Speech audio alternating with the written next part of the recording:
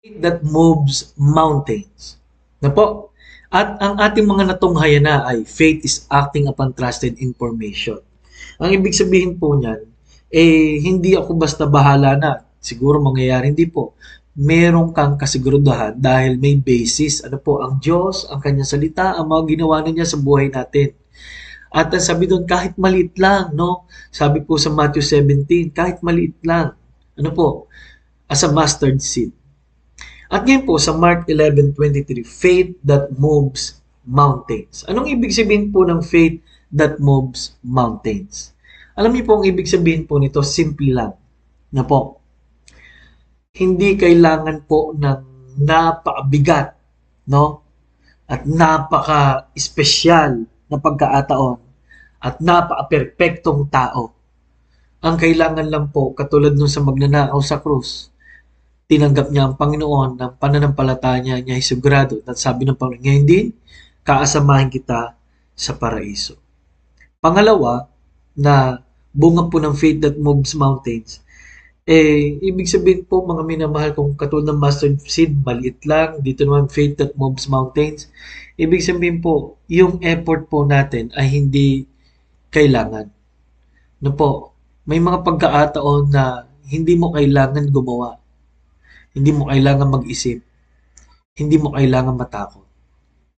Kailangan mo lang ay pananampalataya. Pangatlo po, na implikasyon po ng faith is hindi mo kailangang kumbaga nga, hindi mo kailangang gawin ang lahat. Ano po? Subukan lahat. No? Ang kailangan mo lang po ay manalangin ngayon sa Panginoon at tulungan ka. Faith that moves mountains.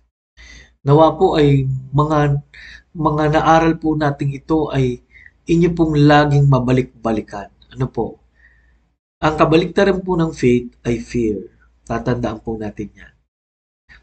Ang faith po ay, ang tanging direksyon niyan ay pataas. Ang tanging entity po ay ang Diyos. No? Nakakalungkot po ngayon ang mga tao may kanya-kanyang faith, no, na hindi nila maintindihan. Paminsan faith healer, paminsan ay faith doon sa pera. Pero ang tao po dapat niya maintindihan is have faith in God.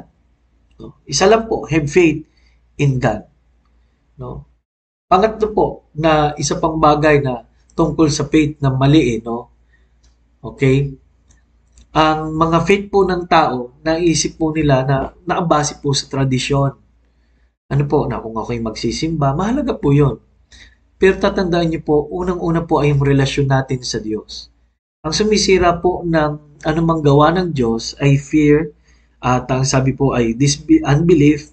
Pangatlo po, ang sumisira po sa relasyon natin sa Diyos ay kasalanan. Wala na pong iba pa. Ano po? Pagka ang tao po ay may kasalanan sa Diyos, kailangan niya humingi ng tawad. Kailangan niya pong magsisi. Kailangan niya pong asikasuhin ang kanyang pong mga gawa. Kaya sinabi po ng 2 Chronicles 7:14, if my people shall humble themselves and pray, ano po, napakaganda po ng verse na yan, and turn from their wicked ways, then I will hear from heaven, will forgive their sins, then will heal their land. Ano po? At alam niyo po, yan ang problema, no? If my people which are called by my name, napakalaga po nun, shall humble themselves and pray and seek my face and turn from their wicked ways, then will I hear from heaven and will forgive their sins and will heal their land. Paminsan po, kaya po walang healing ng lupa, walang healing ng katawan, walang solusyon sa problema kasi meron tayong nagawa sa harapan ng Diyos na hindi po tama, na kailangan mapatawad niya. Kailangan nating hingin ng tawad at kailangan po nating baguhin na sa harapan ng Diyos. Turn from their wicked ways. Ano po? Kaya ano po kaya ang mga bagay na nagagawa natin na pwede na nating ibigay ngayon sa Panginoon at hingin ng tawad? Ano po? Faith that moves mountains. Maraming salamat po.